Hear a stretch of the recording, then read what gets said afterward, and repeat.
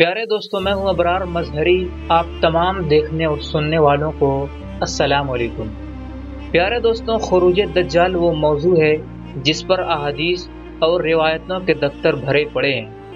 ہر امت کے نبیوں نے اپنی قوم کو دجال سے آگاہ کیا۔ آخری نبی حضرت محمد صلی اللہ علیہ وسلم نے بھی کئی مرتبہ صحابہ کرام کو دجال کی آمد کی خبر دی تھی۔ اس ویڈیو میں ہم اس طویل حدیث کا ذکر کریں گے جسے حدیث جساسہ کہتے ہیں، جس کے مطابق صحابی رسول حضرت تمیم داری رضی اللہ عنہ نے ایک مرتبہ دجال سے ملاقات کی تھی اور اسلام لانے کے بعد انہوں نے نبی کریم صلی اللہ علیہ وسلم کو اس واقعے کے متعلق بتایا، لہٰذا آپ نے اس واقعے کی تصدیق کی اور ایک طویل خطبہ دیا۔ فاطمہ بنت قیس رضی اللہ عنہ روایت کرتی ہے کہ جب رسول اللہ صلی اللہ علیہ وسلم نے اپنی نماز پوری کر لی تو مسکراتے ہوئے ممبر پر تشریف فرما ہوئے، پھر فرمایا ہر آدمی اپنی نماز کی جگہ پر ہی بیٹھا رہے۔ فرمایا کیا تم جانتے ہو کہ میں نے تمہیں کیوں جمع کیا ہے؟ صحابہ نے عرض کیا اللہ اور اس کے رسول ہی بہتر جانتے ہیں۔ آپ صلی اللہ علیہ وسلم نے فرمایا اللہ کی قسم میں نے تمہیں کسی بات کی ترغیب یا اللہ سے ڈرانے کے لیے جمع نہیں کیا، میں نے تمہیں صرف اس لیے جمع کیا ہے کہ تمیم داری نصرانی آدمی تھے، بس وہ آئے اور اسلام پر بیعت کی اور مسلمان ہو گئے، اور مجھے ایک بات بتائی جو اس خبر کے مواقف ہے جو میں تمہیں دجال کے بارے میں پہلے بتا چکا ہوں۔ چنانچہ آپ نے مجھے خبر دی کہ وہ بنو لخم اور بنو جذام کے 30 آدمیوں کے ساتھ ایک بحری کشتی میں سوار ہوئے، بس انہیں 1 ماہ تک بحری موجیں ڈھکیلتی رہیں، پھر وہ سمندر میں ایک جزیرے کی طرف پہنچے، یہاں تک کہ سورج غروب ہو گیا تو وہ چھوٹی چھوٹی کشتیوں میں بیٹھ کر جزیرے کے اندر داخل ہوئے۔ انہیں وہاں ایک جانور ملا جو موٹے اور گھنے بالوں والا تھا، بالوں کی کثرت کی وجہ سے اس کا اگلا اور پچھلا حصہ پہچانا نہیں جا سکتا تھا۔ بس انہوں نے کہا تیرے لیے ہلاکت ہو، تو کون ہے؟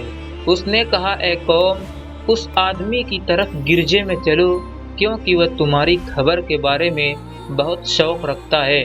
پر جب اس نے ہمارا نام لیا تو ہم گھبرا گئے کہ وہ کہیں جن نہ ہو، لہذا ہم جلدی جلدی چلے، یہاں تک کہ گرجے میں داخل ہو گئے۔ وہاں ایک بہت بڑا انسان تھا کہ اس سے پہلے ہم نے اتنا بڑا آدمی اتنی سختی کے ساتھ بدھا ہوا کہیں نہ دیکھا تھا۔ اس کے دونوں ہاتھوں کو گردن کے ساتھ باندھا ہوا تھا اور گھٹنوں سے ٹخنوں تک لوہے کی زنجیروں سے جکڑا ہوا تھا۔ ہم نے کہا تیرے لیے ہلاکت ہو، تو کون ہے؟ اس نے کہا کہ تم میری خبر معلوم کرنے پر قادر ہو ہی گئے ہو تو تم ہی بتاؤ کہ تم کون ہو؟ تو ہم نے کہا کہ ہم عرب کے لوگ ہیں، ہم دریائی جہاز میں سوار ہوئے، بس جب ہم سوار ہوئے تو سمندر کو جوش میں پایا اور اس کی موجیں 1 مہینے تک ہم سے کھیلتی رہیں، پھر ہمیں تمہارے اس جزیرے تک پہنچا دیا۔ اس نے کہا کہ میں جساسہ ہوں۔ ہم نے کہا اچھا کیا ہوتا ہے؟ اس نے کہا کہ گرجے میں اس آدمی کا قصد کرو کیونکہ وہ تمہاری خبر کا بہت شوق رکھتا ہے۔ بس ہم اس کی طرف جلدی جلدی چلے اور ہم گھبرائے اور اس سے پرامن نہ تھے کہ وہ جن ہو۔ اس نے کہا کہ مجھے بیسان کے باغ کے بارے میں خبر دو۔ ہم نے کہا کہ اس کی کس چیز کے بارے میں تم خبر معلوم کرنا چاہتے ہو؟ اس نے کہا کہ میں اس کی کھجوروں کے پھل کے بارے میں پوچھنا چاہتا ہوں۔ ہم نے اس سے کہا کہ ہاں پھل آتا ہے۔ اس نے کہا عنقریب وہ درخت پھل نہ دیں گے۔